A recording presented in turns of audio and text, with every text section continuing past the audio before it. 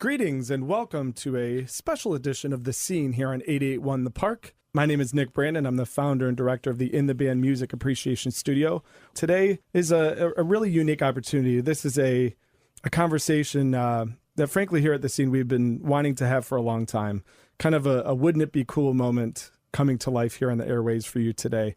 A special guest in the studio that is very well known around the area, somebody who has represented Plymouth Canton really to the world in terms of music, and we're just honored to have him here today. It really is a privilege. If you talk about a local boy done good, a graduate of PCEP and a product of the Plymouth Canton community, you'll have our guest today from Plymouth Canton and the very memorable Fish Guy to Boston to Nashville.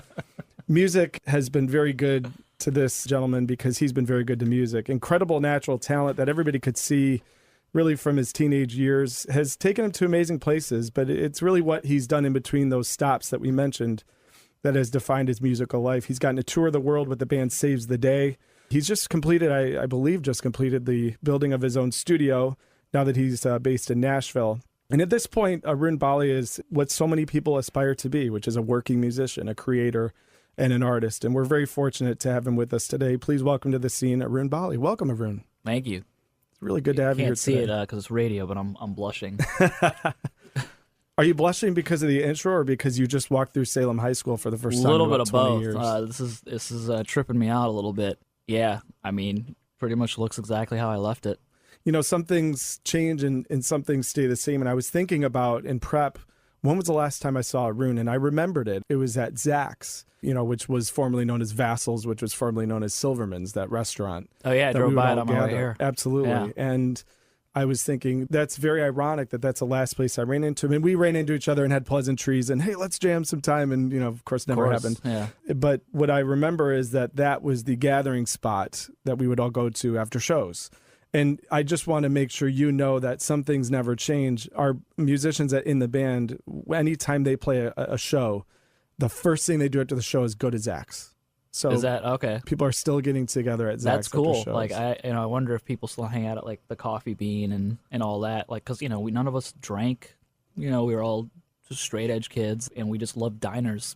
Yeah. Late night coffee and staying up and talking nonsense. So the Coffee Bean is still very much alive and kicking. In fact, they do an open mic on Monday nights that's become sort of legendary. So the Coffee Bean is very much still part of the scene. So if I was here long enough, next time I come through on Monday, I'll have to check that out. Absolutely. So what has it been like for the last hour to kind of stomp through your old stomping grounds and see Salem High School? I mean, just there's a lot of memories flooding back for sure. Just a lot of the debauchery that me and my friends engaged in. It's funny, I was thinking about it, like I was like, why wasn't I part of this radio station? Like, why didn't I sign up to do it? Because I was so like into music. But I had so many friends that were here doing it, and I would always just be hanging out in here listening to music and talking about music or whatever, probably skipping class.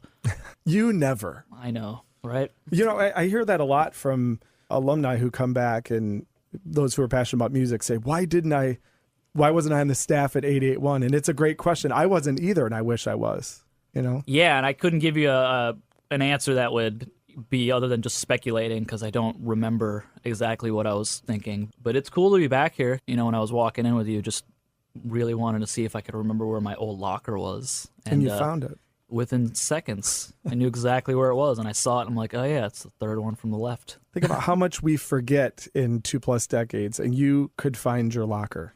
That's pretty remarkable. I usually can't even remember where I put my keys, so like to find that was pretty cool. So. And we've built an entirely new high school on this campus since you were here last. That's what's kind of incredible. I feel fortunate that I didn't have to live through that third. I mean, there was enough people as it is. Yes. I think, and I tell people about that, like, when we talk about our high schools and, so many of my friends are like, oh, I went to this tiny high school. My graduating class was like 60 people. And I was like, that was my Spanish class. There's 5,000 kids here. Yeah. Probably more now, there is, if I were to guess. 6,200. Yeah. Looking back, the only thing I think I feel any sort of bitterness towards is that you guys have a hockey team now and didn't when I was here, because I would have continued to play hockey probably if I could have played high school hockey. Absolutely. That's right. That was and I remember there was my senior year, there was this petition going around for the team, and it got handed to me. I was like, I'm not signing this. Forgot you were a hockey player, and you're right. That would, but think about, what might have happened to your life if hockey would have become your passion. I don't think versus genetics music. would have allowed that, but I would have enjoyed just doing it. It would have been fun to continue to do that. But you're also right. Like, I think it allowed me to, like, I didn't have to be at practice 4 days a week or something. Yeah. I could be practicing guitar and playing with bands and stuff. So I guess there is some truth to that too. How did going to the park have any influence on you as a person and therefore as an artist? Did the vastness of this place or the relationships that you made? I know you have friendships that started here that have still continued. How Yeah, has it I all mean, I think, impacted you? kind of going back to there being so many people here, like you can sort of just do your own thing and you didn't have to worry about popularity contests and like just that sort of thing. And with so many people, there's just, you're fortunate to get to go to school with a lot of talented people. And I was lucky to get to start when I started playing in bands with a lot of them and some that I still play with to this day and, are still doing cool music stuff, 20 years later. I think it was just a really cool community with, we had our own thing. It was like our own little rock and roll community within this massive park. Yeah, and that's what In the Band has tried to do is carry on that legacy and that community that Which was is built. great.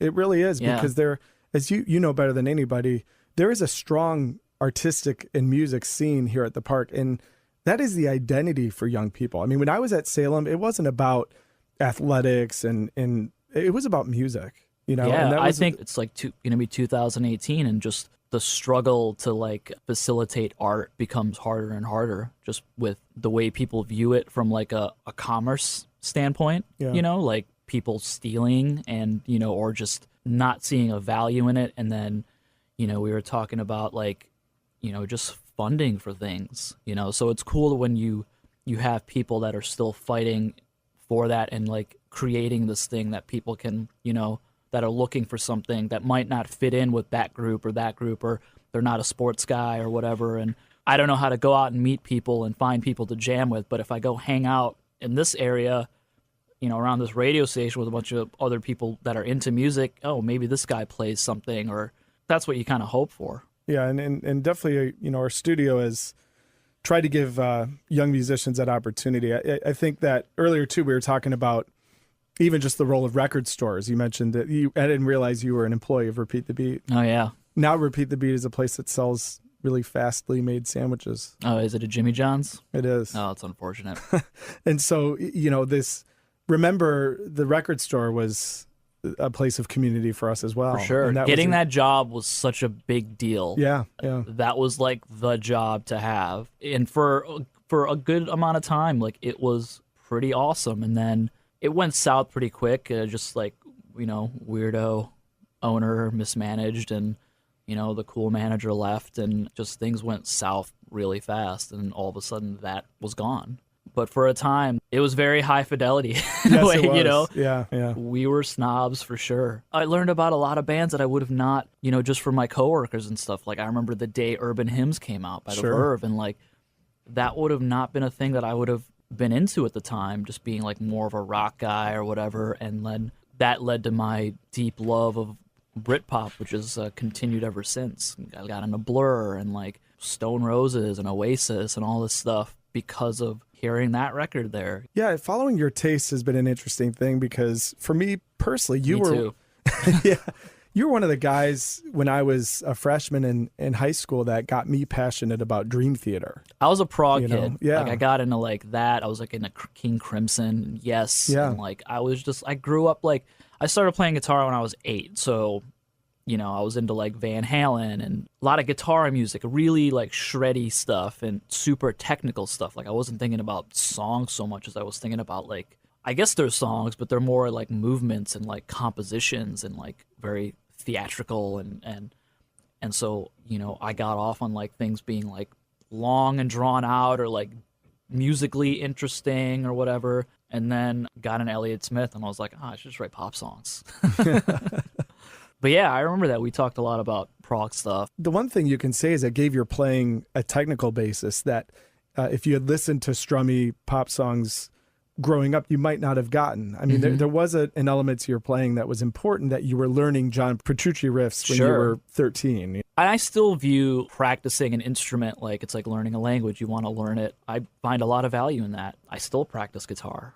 I still try to learn new things or try to learn styles that I wouldn't necessarily play, but I see the value in like that technique and other stuff that I'm doing. Living in Nashville, like, learning like country licks. Like, I don't want to be a country guitar player, even though most country guitar players are just metal dudes really at this point. It's true. But the Danny Gatton type stuff or like the sort of cool chicken picking kind of stuff. And like, that stuff's just fun to do, Yeah. And yeah, it's incorporated like a new thing in the way that I play. It's like just knowledge is power and just like always trying to evolve and constantly learn and not limit yourself to like, one thing. It seems like from a young age, the guitar neck was just an extension of your body. I mean, it was so natural. What's your earliest memory of picking up a guitar, or who's most responsible for building this passion? I was telling the story last night because I was at a bar in Detroit, and a friend of mine played Hot for Teacher knowing the story, so she put it on the jukebox. And so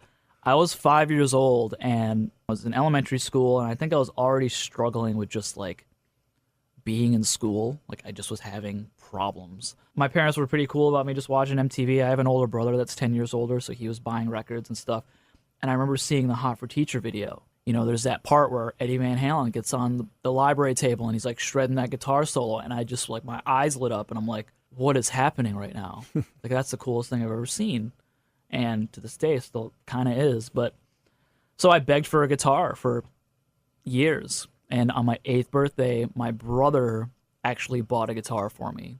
But then he got interested and wanted to play guitar. So he basically just kind of took it.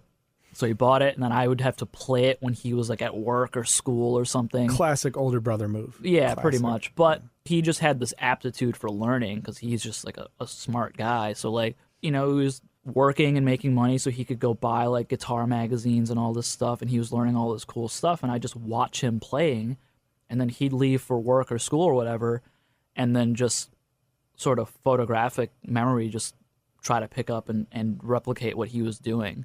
So I kind of had I don't want to say an unfair advantage, but it was definitely an advantage for me that I had something that sort of guided me along early on. And he was into like a lot of that kind of technical stuff. So there was a Paul Gilbert DVD that I still like. There's like picking exercises, and that's sort of what got my chops going. I still practice some of that. And now you're the one giving tutorials. I know I've seen some stuff online. I've done a few. Yeah, that's pretty cool. Oh, thank you.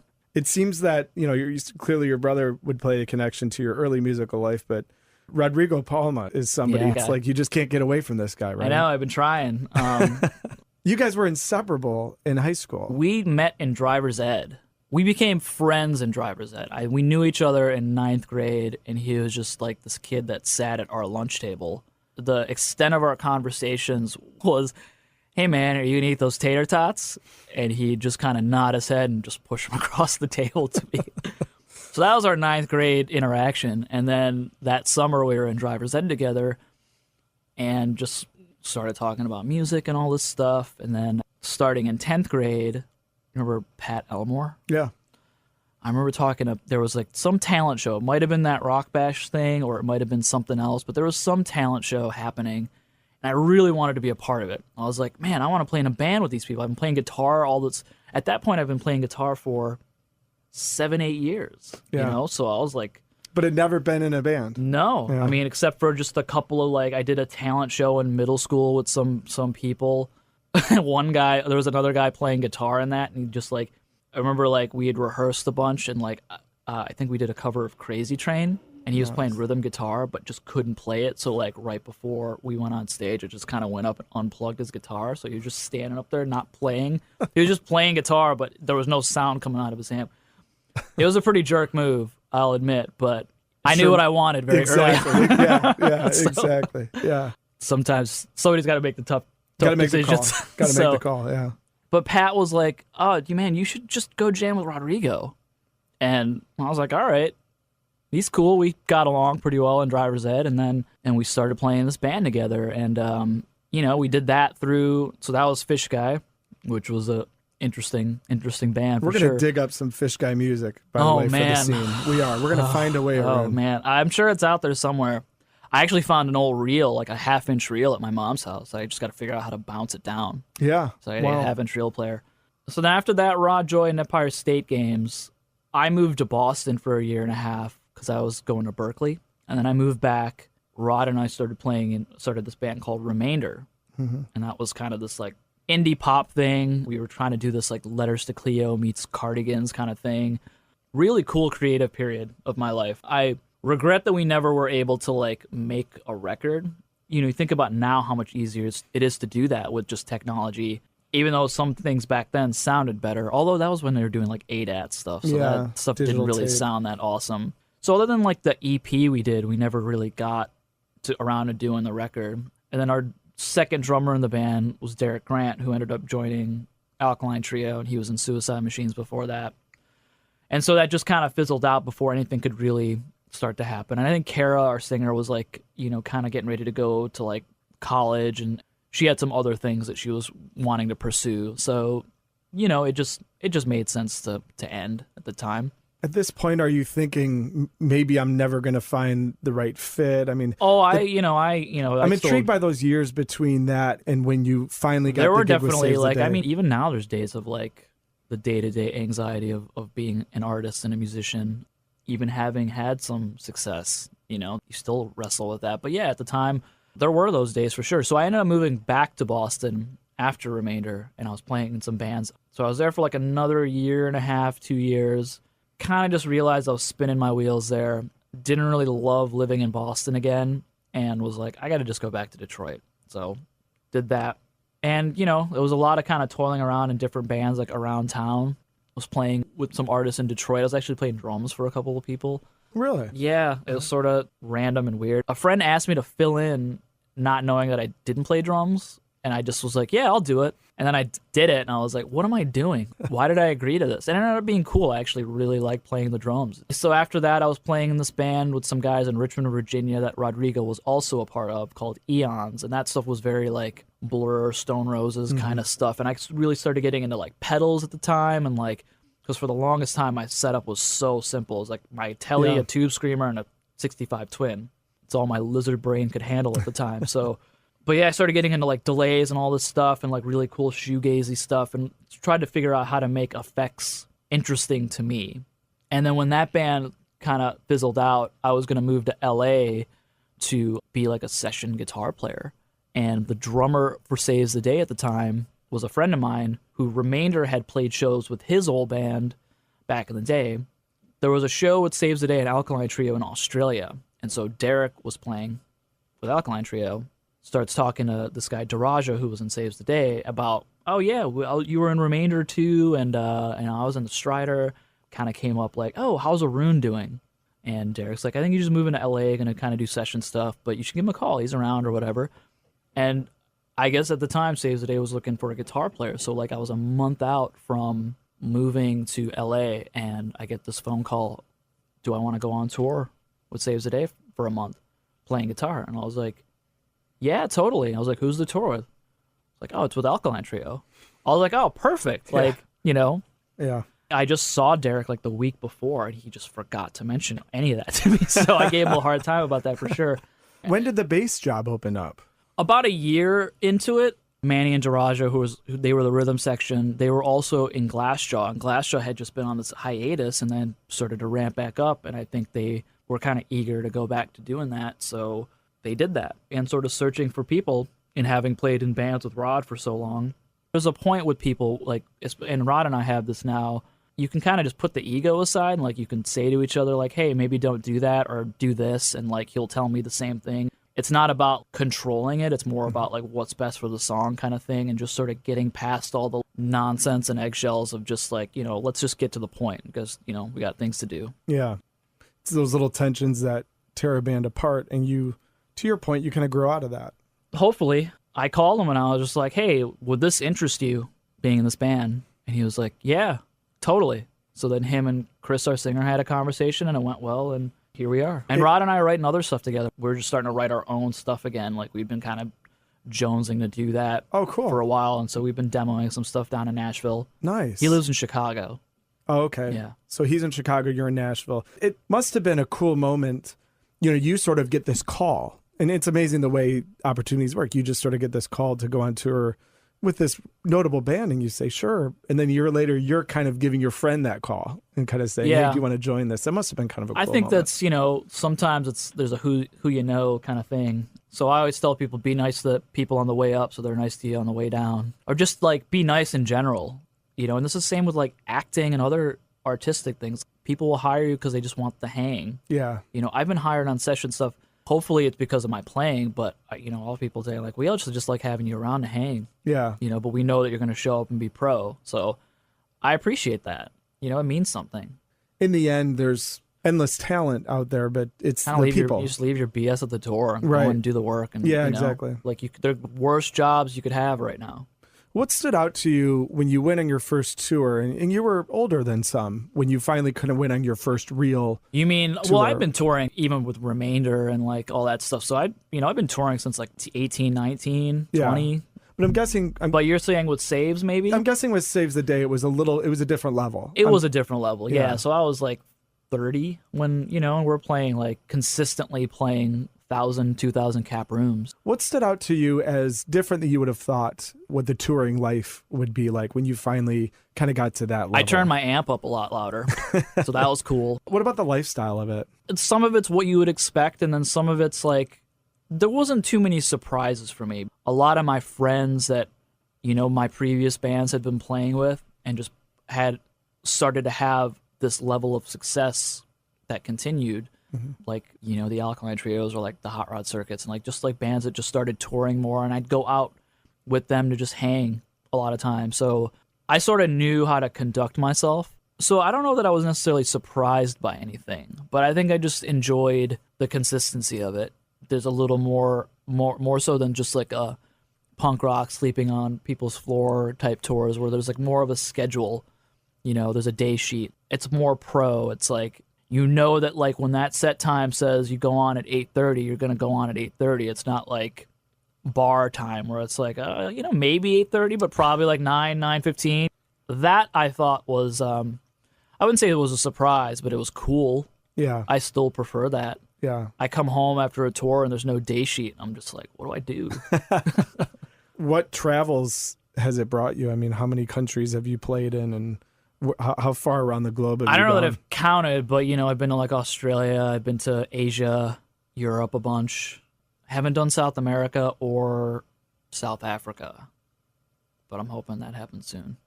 And all roads lead to home. You were mentioning off the air that playing the Fillmore, I still call it the State. I'm sorry, it's still That's a State fine. Theater. Yeah, to me, I still but, slip up and call it that too. that was still a highlight in everything that you've gotten to do to take that stage. Yeah, the first time doing that was pretty special. And every time since I walk on that stage, I'm like, yeah, it's still cool. Just that size room too. There was like, you would see a band play there and like, that band has like reached this level. Mm-hmm. And to go and play a show as like a headliner or co-headliner or something and see that many people there, I was just like, oh, this is great. These are my people. I don't live here anymore, but I still have this immense, my life just took me to Nashville, but I still have this immense Michigan and Detroit pride that I just, I wear like a badge of honor. You do. So like, Yeah. I'm pretty, You do a good job of that. I have I to try. say. I think even I'm your email address is Detroit in it. Detroit Arun. Yeah, so that's pretty cool. What else stands out as a big moment or a memory with Saves the Day where you either played a certain gig or had a certain experience where it was like, wow, like this is kind of what I always Playing wanted to in do. London for the first time, like the band hadn't been over there in 8 years or something. It had been a long time, and like we were making our record Daybreak, and we were on our way to the airport, making our record in Fenton, actually. Driving to the airport, and we find out that our flight was canceled because of that volcano that happened in Iceland, and we were supposed to go over there to play a show with Sunny Day Real Estate at the Forum in London. And so we were all like, big Sunny Day fans, and so we were like geeking out, and then we're just like, oh man, that sucks. We went back, I think a year later, played this festival in Belgium called Grows Rock, which was insane just to go to Belgium for the first time. And I don't know that the band had ever been there really, and headlined this like second stage in front of like 8,000 people or some crazy, it was like absurd to just go over there and just like, oh, I guess we do well in Belgium. That's cool.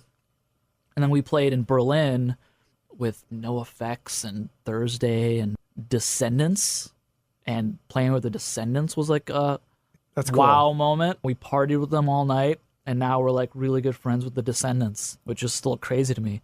You know, I'm 38 and I still am like, oh, that's so cool. Those guys are the best. Yeah. You know? Yeah. And then we went and had a couple of days off in London, and then we played the show in Camden, this place called the Electric Ballroom. There was just something really special about that show. That one always stood out to me. Playing in Australia, 2012, on this festival called Soundwave, some of those hangs were like incredible. Playing in Manila was pretty nuts because they're so like hungry for just music to come there, and they're just so excited. The fans were they were incredible. We go to this mall to do this like kind of meet and greet thing. We walk in and there's like, you hear like fans like screaming. And we're like, are they waiting on somebody else? And they're like, no, they're waiting for you guys. And we're like, what? And it's like kids crying, and it was just, I don't know. And then the show was insane. It was awesome. And we played with a bunch of our friends, and remember we took over the hotel bar because we were all staying in the same hotel. There was a hotel bar band playing, and we took all their gear, and we're just like, we're going to play for a little bit. We That's did like cool. Eagles covers and some other like Weezer stuff and just nonsense. Nice. So what an opportunity, you know, just to Get to go see to the those world. places and Yeah. see. It's a cool way to travel. And then your road took you to Nashville. Mm-hmm. How did that end up? And it seems like building your own studio and outside of Saves the Day, the other music projects that you're involved in, it seems like a perfect home for you. So before Saves, I was getting ready to move to LA, and even like I'd postponed that move, you know, because I was just so busy with the band. When I did that initial tour, you know, it was never meant to be like a continuing thing, or it was just unsure. It's like, let's see how it goes. But within a couple of days of just rehearsals, Chris was like, do you want to just join the band? I'm like, yeah, let's do it. But I still had this intention of moving to LA and you know, still pursuing some of the other stuff, just, you know, because I just like to do other things. You know, I like to be busy. But, you know, we played Nashville a couple times, and like it was sort of my first time going. It was my first time going there and seeing like a lot of my friends from here and other friends from tour that I had met and just know moving there. And then there was just this really cool community that I was noticing there. There was less of like that LA or New York, like what can you do for me kind of thing, or what do you do? It's way more of like almost like a Detroit aspect of like a pay it forward kind of thing. The similarities are there. It's weird. People have never been to Nashville. I also might like not being like a understand 8-hour, 9-hour car ride to Detroit, or like a short flight, as opposed to being all the way across the country. But Nashville just feels more my speed. It feels like living here in a lot of ways, just probably 30 degrees warmer. Yeah, except for today. Well, yeah. It seems to be kind of I'll take 5 degrees warmer today. Yeah, right. Yeah, exactly. I like the pureness of the role music plays in Nashville. It's very real. You get to those other scenes that you're mentioning, and there's just so much going on. But Nashville truly is one of the. There was an remaining music interview. towns. Yeah, and there was an interview I read with a Nashville producer, and he said he sums it up great. He's like, art and commerce meet in a very great way. So it's like this community of artists, but as an economy, it's like booming. It's incredible. One of like the first days I was living there, and I was in this coffee shop, and there was all this art on the wall. There was some artists that had their showcase in this coffee shop, and the person in front of me was like, hey, how much is that painting right there? And the cashier's like, $200. And he's like, yeah, I want to buy it. And my head nearly exploded. I was like, oh, people do that? Like, that's awesome. Yeah. You know? Yeah. That's how it should be. It was a cool painting. Good for him. It's on his wall now. And it is not just a country music town. No. I had that impression before. I was like, yeah, ooh. and I would, it's still, you know, it's still a lot of that. Like, and that's stuff that, for me, Nashville was a cool place to throw a bunch of crap at the wall. Yeah. And see what sticks. You know, I thought I wanted to do the session thing down there, and then I kind of was like, you know, maybe I don't want to do this. It's a little bit of a boys' club, and I don't necessarily want to play on all these country records. And I just sort of do things when if it's like a producer or engineer that I know that I'm friends with, where I'm like, yeah, I want to go hang out with that guy. He's probably working on something cool, and even if it's not, it'll be a fun hang. I started getting into music for commercials because the singer of my old band, Eons, when we had split up, that kind of was taking over for him. Started this company doing ad music, and it was doing really well. And he brought me on and sort of took me under his wing and was showing me like how to do that. And I worked as a staffer for them for a while, and I do it still as a freelancer. And getting into that stuff, I had to learn how to make my productions sound better. Mm-hmm. one of the cool things about the internet is there's just, you can, enough tutorials to sink a battleship. You can just immerse yourself in so much cool stuff. That would have been great as a guitar player growing up, to just be able to go on YouTube and, learn how to Chet Atkins pick or whatever, it's like, and that just took me down this rabbit hole of learning how to mix. And then I'm like, oh man, I've been telling mix engineers poorly for years what I want. And it's more than just like turn it up, you know? I just went down this thing and I started doing it for a few bands. And that kind of led me into like, well, what if I tried producing something? And then Saves the Day's label, Equal Vision, our A&R guy, and he was in town in Nashville seeing another band who they ended up signing. And we were just sitting at the bar having a conversation. I was like, hey, so I'm putting this out there, putting this out in the universe. I'm thinking of getting into producing. And I'd like to revisit this conversation at some point because I'm still kind of like learning some stuff. And I want to feel like I have this grasp of some things before I get into it. But I just want to put that in your ear. And I came back to him saying, like, I want to do this. And he's like, well, that band that I was there seeing, we just signed him, and I think he'd be perfect. And this band called Better Off. And so I ended up doing a 7-inch for them that Equal Vision put out that I produced and mixed, and then ended up producing their full length for EVR. So now, I kind of got bigger, more into wanting to do studio stuff and really like making records because I feel, I don't know, I have opinions. My hope is that like when a band leaves, they're leaving with a little more than just a cool record. A product, yeah. But like also just how to conduct yourself in this industry and how to like continue to grow and like, maybe there's a thing that as a guitar player you need to work on, or bass player, or like, whatever it is, like just some other things that maybe you didn't know before. I learned stuff too just by doing it, making records. And so the next natural step was to open a studio. And so a buddy of mine, his name's Dave Elkins, he's in a band called May. Him and I went in cahoots. May, like the Everglow May? Yeah. Oh, love that band. Yeah. Love that album. They're making a record at the new studio right now. That's awesome. Well, probably not right now because it's the holidays, but they'll be back in about a week. Such a great band. Yeah. So the studio's not at your home. It's separate from. I need a place to go. Yeah. I can't work at home. But you had strong oversight on the equipment and the vision. There was some stuff in there, but yeah, I mean, it's a combination of gear, and I have my own little production suite and a live room as well for overdubs and stuff, and that's just kind of my own self-contained little area. But then I contributed a lot to like the main part of the studio. Do you have a tape machine? No, not yet. But probably at some That's point. if you want to get nerdy, I'll get nerdy. I've been buying these like really cool tube mic pre's.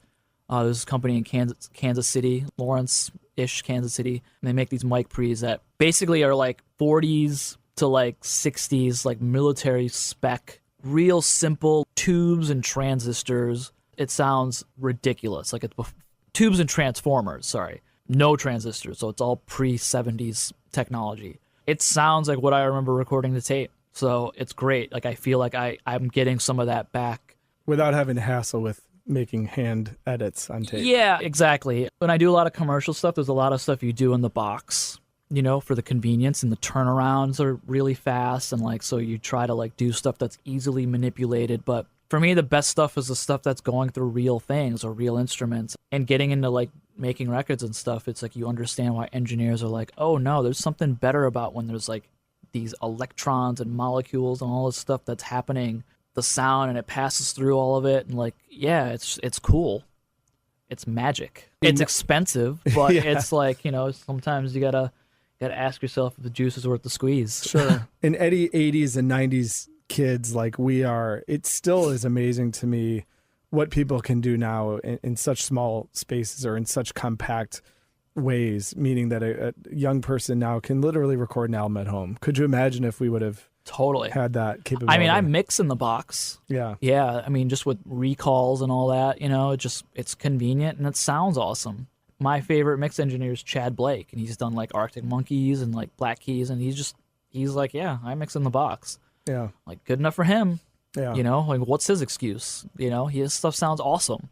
There's still something about getting it right at the source too. Like, you can't fix, you still got to record it well. Right. You know, the so performance. Yeah. So yeah, I mean, I like to go and mix through or track through all this cool stuff, and then then I'm fine mixing in the box because I feel like I've made so many of my decisions right away. That's sort of my approach with producing. I don't want to think about it later. I just want to decide now. I want it to be impulsive. I want it to feel exciting. Let's just go. Let's make a choice and go. I think you're going to be a great producer. Thank you. It's awesome that you're getting into that. It's just an extension of your musical vision. It's fun, man. Yeah, it's really cool. cool. It feels like it's like teaching sometimes. I was thinking about that. What a connection to us here as educators.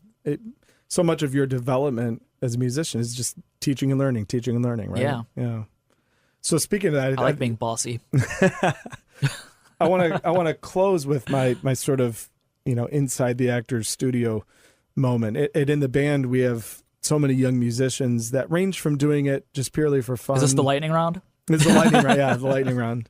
Our musicians really range from just doing it for fun, but we have some students that really want to do this. They want to pursue it as a living. And what would you say is important for them to know if they want to aspire to be a working musician? In our day, it was like you want to be a rock star, but really nowadays it's more about being a true working musician. What is key for our young people to know? I think raw talent accounts for very little when it comes to that. I think there's just a work ethic you got to have, always kind of be hustling, I guess. And I don't mean that in sort of the negative way. I mean like, just constantly trying to grow. I think as an artist, and this is like any artist, if you're a painter, you're an actor, I have fans that'll ask me like, should I be a musician? And I'm like, well, if you have to ask, then probably not. Like you kind of are or you aren't. And it's for better or for worse. You put up with a lot of nonsense, and like on tour, for instance, it's like 23 hours of the day, hopefully you can get some sleep, all to play on a stage for 45 to 90 minutes. And you put up with a lot of boredom and a lot of, just nonsense for that. But that makes it worth it. I think a lot of musicians, especially touring musicians, just learning how to take care of your health and like knowing the signs of mental health. Like there's a lot of articles that have been coming out about that with like touring people. You go out, you're playing in front of like these 1,000, 2,000 screaming fans. You come home and it's like you got to take the garbage out, and it's just like you got to do real life stuff. And it's not that you should ever be above that or not. It's definitely not what I'm saying, but it's like there's a come down from like that high. There's something with the brain, your chemicals or whatever, and just knowing how to like cope with that. I think the biggest thing is like, you just do it for better or for worse. For most of us, it's like, there are good days and there's bad days. Some people are just cruising. Some people are like, yeah, I got this down. I'm doing great. Everything's awesome. Take care of your health. Drink a lot of water. Stretch. Well said. Well said for those of us getting a little older. Don't limit yourself. Learn other styles. Writing for commercials has been great for that for me. When am I going to have to write a flamenco or merengue song or something like I get a brief and I'm like, oh, okay, I guess I got to listen to these songs for like a couple of hours or a day or something and just sort of immerse myself in it. Yeah. And turn it around like in a day. Yeah. Sometimes. And just practice, and like nowadays you have no excuse with the resources that are available to you. Like I had a summer where I was like teaching at a school of rock here. I just saves was off. So before I moved to Nashville, I had some friends that were at teaching out of the Rochester one or running the Rochester one. They were like, you should come, teach a couple classes, like direct a show. They gave me the Michael Jackson Prince show, which was awesome. That's cool. I was like, I don't know, I'm going to go full Quincy Jones on a bunch of 8-year-olds, but all right. And it was one of the most satisfying experiences just because I'm like, oh, could you imagine if we had that kind of stuff? There are kids that are 10 years old and they get to like play like a whole set of Zeppelin songs with just a bunch of random people. Like, imagine if we had that kind of thing. There's just no excuse anymore. The internet, there's just resources for learning stuff. Yeah, I don't know, just get better. Take it seriously. Don't get distracted. Put your phone away. Get off social media. None of it matters. Yeah. All true. Yeah, that's a big one. Put your phone away. And I'm guilty of that too, so. It's good advice. It's hard to rewire. I don't know how it is like nowadays, like because kids with cell phones in classrooms. Beepers, that's what we the pager. Hold on, I gotta find a payphone. That was as distracting as we got. Yeah. I got a 911 here. Must be important. Yeah, it must be important. Arun, I want to thank you so much for coming by and speaking with us this has been fun. This has been great. This is a trip. It's been really great, and we appreciate the time. We know you're a busy guy, and we love the fact that you come back home. And Not we love that busy. I'd just be in bed right now, honestly. It was a late night. It really means a lot to everybody around here that you still represent Detroit and Plymouth Canton and the places that you came from. So it means a lot, and we're all rooting for you and happy for you. So thanks a lot. We appreciate the time. Thank you. No, this was super fun, and it was good to see you too, Bill. Like this was seeing you get out of the car. I was like, oh my gosh, that's Bill Keefe, the man, the myth, the legend. yeah. So we want to thank everybody for tuning into the scene tonight. This has been an awesome opportunity to touch base with Arun. We will be back, and we will be back with music from the local scene. We'll have a bunch of PCEP bands. So again, Nick Brandon, we want to thank Arun Bali. We want to thank Bill Keith for making it happen technically. Thanks so much for tuning into the scene on 88.1 The Park, Plymouth and Canton's hit music.